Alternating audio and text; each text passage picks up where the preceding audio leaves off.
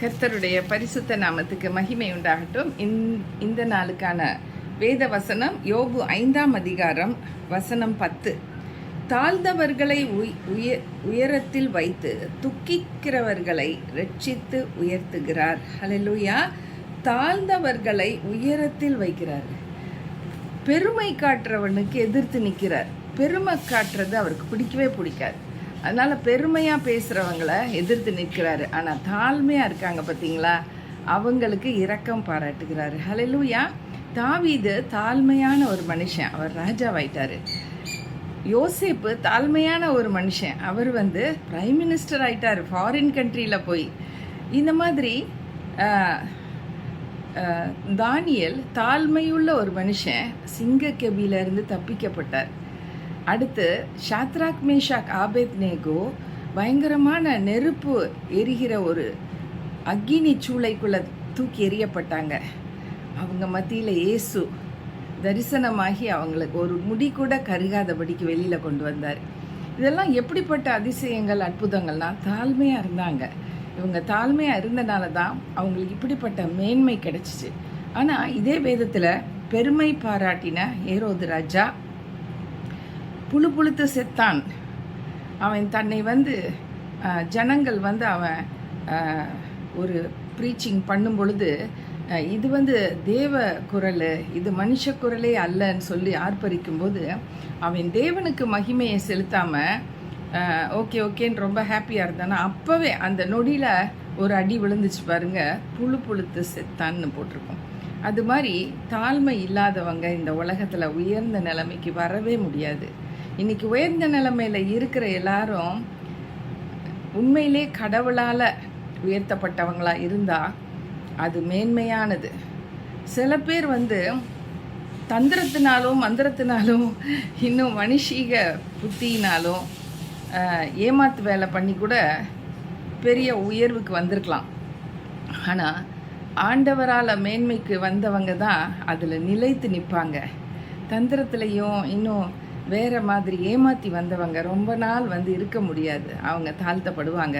ஒரு நாள் இல்லாட்டி ஒரு நாள் அவங்க மண்ணை நக்கிற நிலைமை வரும். கர்த்தருக்கு மகிமை உண்டாகட்டும். இந்த நாளிலேயும் நம்ம எப்படி இருக்கோன்னு சொல்லி பார்க்கலாம்.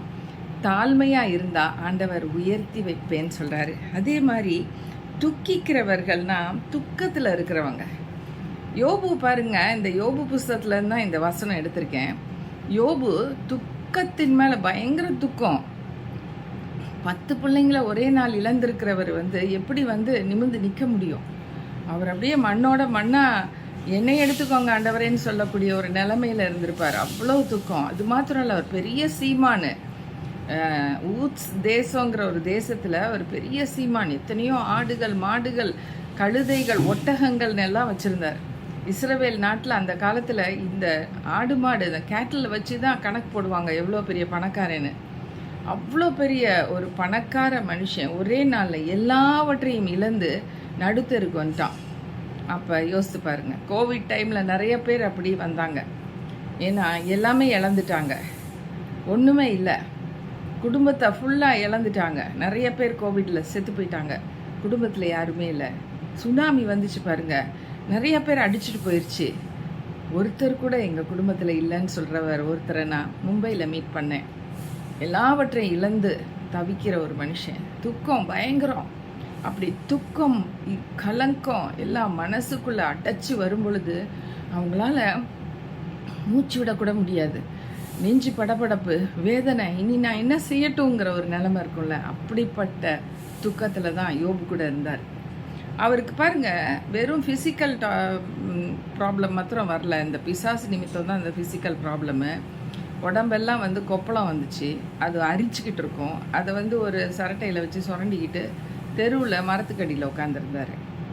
அப்பையும் அவர் என்ன தாழ்மையாக சொல்கிறாருன்னா, கர்த்தர் கொடுத்தாரு, இதெல்லாம் நல்லா கர்த்தர் கொடுத்தாருன்னு, எனக்கு எல்லாம் நல்லா வாழ வச்சார், கர்த்தர் எடுத்துக்கிட்டார், கர்த்தருக்கு ஸ்தோத்திரம்னு சொல்கிறார். கர்த்தர் கண்ணு இருக்கா அவங்களுக்கு? நீங்கள் இப்படி எனக்கு செய்யலாமா? நான் என்ன பண்ணேன்? நான் பாவம் என்ன பண்ணேன் அப்படின்னு கேட்கல. கர்த்தருக்கு மகிமை உண்டாகட்டும். அடுத்து பாருங்க, அவர் தாழ்மை உள்ளவராக இருக்கிறாரு. அடுத்து ஃப்ரெண்ட்ஸ் 3 பேர் அவர் ரொம்ப வேதனைப்படுத்துகிறாங்க. அவருக்கு மென்டல் டார்ச்சர் கொடுக்குறாங்க. அப்படின்னா அவர் வந்து ஏதோ பாவம் பண்ணிட்டதாதனால தான் இந்த பிரச்சனைகள் அத்தனையும் மொத்தமாக வந்துருச்சின்னு சொல்லிட்டு குற்றப்படுத்துகிற ஆவியில் நிரம்பினவங்களாக இருந்தாங்க. அந்த துக்கத்தை இன்னும் அதிகப்படுத்துனாங்க. எப்படி புண்ணுலையே ஒரு நெருப்பை கொண்டு போய் ஒரு நெருப்பு தலையில் நசுக்கி விட்டா, அமுக்கி விட்டா இப்படி இருக்கும் அந்த காயம், இப்படி வலிக்கும், அதை காட்டிலும் பயங்கரமாக வலிச்சிருக்கும். அப்போ துக்கிக்கிறவர்களை ஆண்டவர் என்ன செய்கிறாராம்? துக்கிக்கிறவர்களை ரட்சித்து உயர்த்துகிறார், ரட்சிக்கிறார், தூக்குறார், மீட்பராக வந்து மீட்டு உயர்த்துகிறார். ஹல்லேலூயா. இயேசு கிறிஸ்துக்கு வந்த காயங்களும் அடியும் உள்ளடிகளும் மாதிரி ஒரு மனுஷன் கூட இருக்க முடியாது. அவ்வளோ காயங்கள். அவர் வந்து அடி வாங்கி, உத வாங்கி, எச்சி துப்பி, காரி துப்பி, அவர் மென்டல் டார்ச்சர், அவர் ஃபிசிக்கல் டார்ச்சர், சைக்கலாஜிக்கல் ப்ராப்ளம் எல்லாமே அவர் வந்து உலகத்தின் பாவங்களின் நிமித்தம் எல்லாத்தையும் அவர் ஏற்றுக்கொண்டார். அவர் மரணம் வந்து மூன்றரை மணி நேரத்தில் அவர் மரித்து போயிட்டார். அவரால் தாக்கு பிடிக்கவே முடியல. எப்படிப்பட்ட துக்கம், எப்படிப்பட்ட வேதனை இருக்கும்னு நீங்கள் யோசிச்சு பாருங்கள். நமக்காக வேதனைப்பட்டவர், நமக்காக துக்கப்பட்ட அந்த தெய்வத்தை ஆண்டவராகிய கர்த்தர் அவரை 3ஆம் நாள் உயிரோடு எழுப்பினார். இன்றைக்கி அவர் வலது பாரிஸ்தல் வீட்டு இருக்கிறாருன்னா அது எப்படிப்பட்ட ஒரு மேன்மை, எப்படிப்பட்ட ஒரு உயர்வுன்னு பாருங்கள். ஆண்டவராக இயேசு இன்றைக்கி உங்களையும் அதே மாதிரி ஒரு மேன்மையில் வைக்க முடியும். விசுவாசிக்கணும். அவர் எடுத்த தாழ்மையாக இருக்கணும். தாழ்மை உள்ளவர்களை அவர் உயர்த்துகிறாரு, துக்கிக்கிறவர்களை அவர் ரட்சித்து உயர்த்துகிறார். ஹல்லேலூயா. இந்த 2 காரியங்களுக்காக நம்ம ஜெபிக்க போகிறோம். நல்ல ஆண்டவரே, இந்த வேலையிலேயும் அப்பா தாழ்மை உள்ளவர்களை நீங்கள் உயர்த்துக்கிறீங்க, ஆனால் பெருமை காட்டுகிறவர்களை தாழ்த்துறீங்க. இந்த வேலையிலும் துக்கித்து கொண்டு இருக்கிறவர்களை ரட்சித்து உயர்த்துங்க. நம்முடைய திருநாமத்தை உயர்த்துக்கிறோம். யாரெல்லாம் இன்னைக்கு வேதனையோடு, கண்ணீரோடு, துக்கத்தோடு இருக்கிறாங்களோ அவங்களை ரட்சித்து உயர்த்துங்க, ஆசீர்வதிங்க. இயேசுவின் நாமத்தில் கேட்கிறோம் நல்ல பிதாவே. ஆமேன், ஆமேன். Thank you friends for watching this video and God bless you all.